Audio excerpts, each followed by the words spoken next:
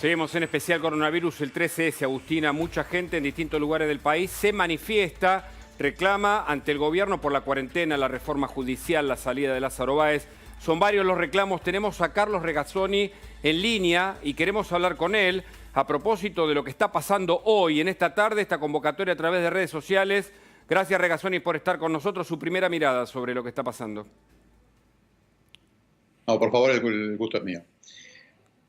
Esta marcha o cualquier marcha de todas las que hemos tenido, porque tenemos más de una por día o dos por día solamente en el AMBA en estos tiempos, lamentablemente cuando hay más circulación va a haber más contagio.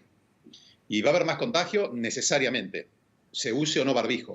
O sea, el barbijo baja un poco el riesgo, pero todos los estudios demuestran que el barbijo sin distanciamiento no es útil.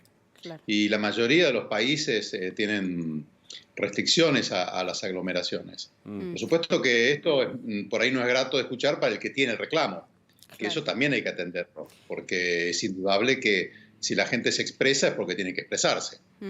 Entonces acá hay que hacer un equilibrio entre la recomendación médica, que lamentablemente es no deben haber congregaciones, porque más congregaciones, más contagio y eso es más muertes.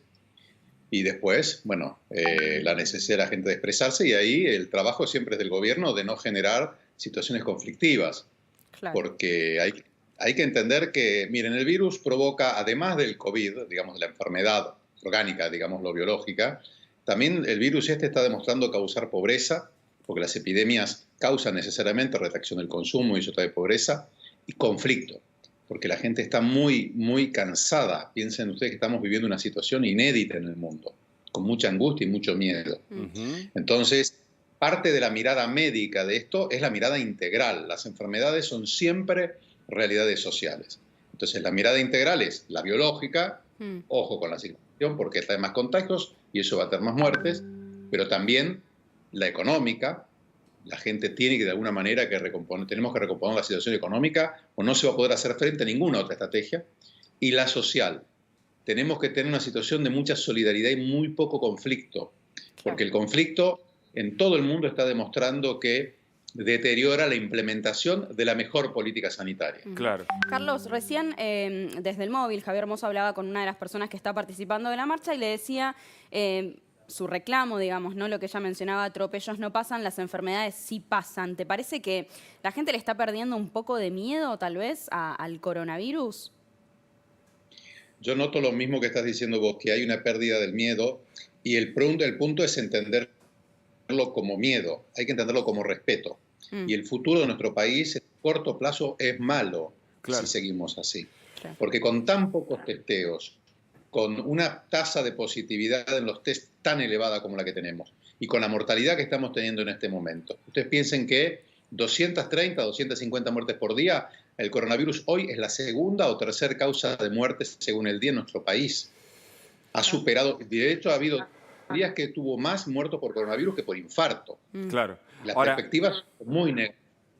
Pero Regazzoni, la gente a la que se le impone una cuarentena, se cierra la puerta y siempre decimos, sale por la ventana, se expresa no porque se quiera contagiar, sino porque evidentemente ocurren hechos desde el gobierno que requieren manifestación de sectores que se animan a salir a la calle. Usted fue funcionario del gobierno anterior, ¿qué ve de esa parte política? Yo coincido con usted en que la cuarentena yo dio todo lo que podía dar y la cuarentena se agotó. Y entonces la gente, o sea, nunca se puede culpar a la gente, ¿entienden? Porque es imponerle una carga de comprensión de una cantidad de variables que la gente no puede tener.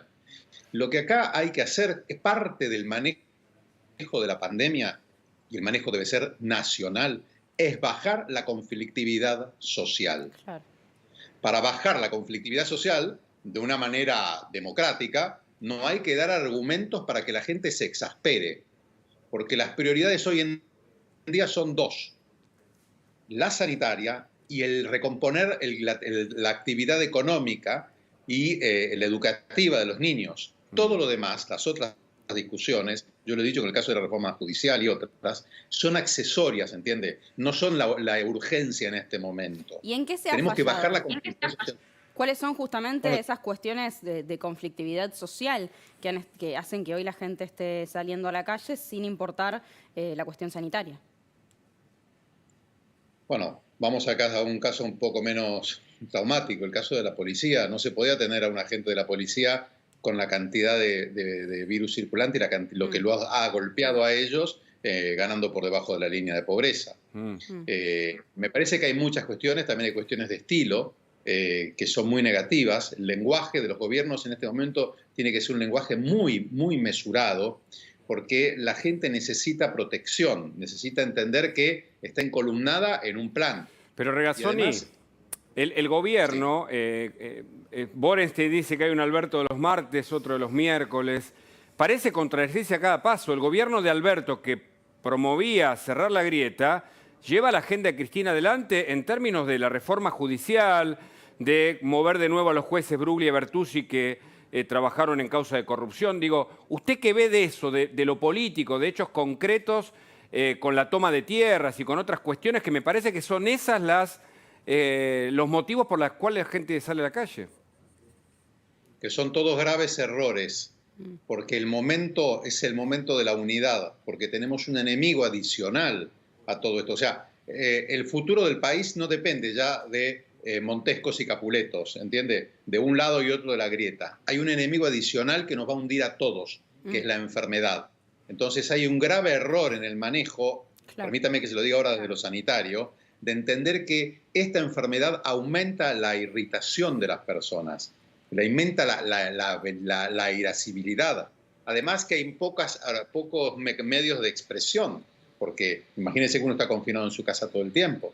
Entonces hay que ser muy cuidadoso. ¿Usted recuerda cuando uno en el hospital decía, o en la casa, no, ojo que fulano, tu hermanito está enfermo, hablemos bajito o no lo enojemos?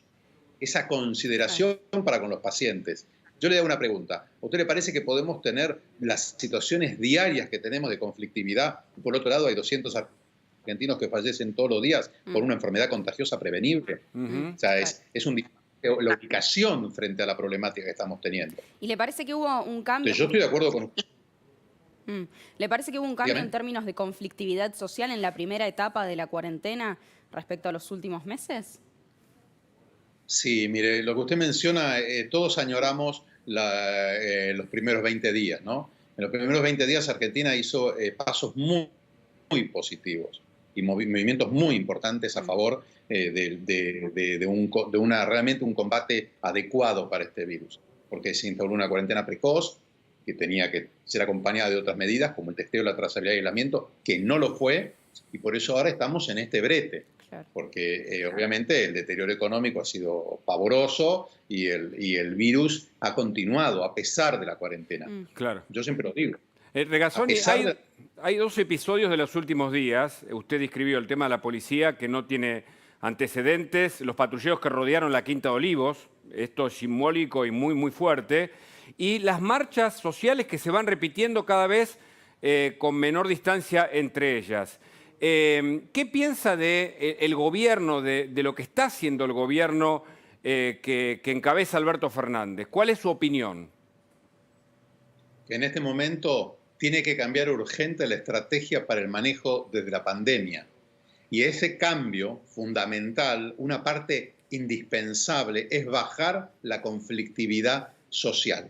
Y bajar la conflictividad no significa imponer mi criterio al otro, sino evitar primero los temas ríspidos, Claro. o los temas sobre los cuales hay disenso, y concentrarse en las 3 o 4 cosas que son fundamentales. Mire, nosotros nos estamos jugando el futuro de nuestro país de una manera inédita, porque no es lo mismo Argentina en diciembre, con 3 veces más fallecidos, o con un colapso del sistema sanitario, habiendo fracasado económicamente y encima desunida, a lo que es un país que se haya puesto de pie con una nueva visión de la salud pública, con la ciencia resolviendo los problemas que tenemos, con un proyecto para el día después.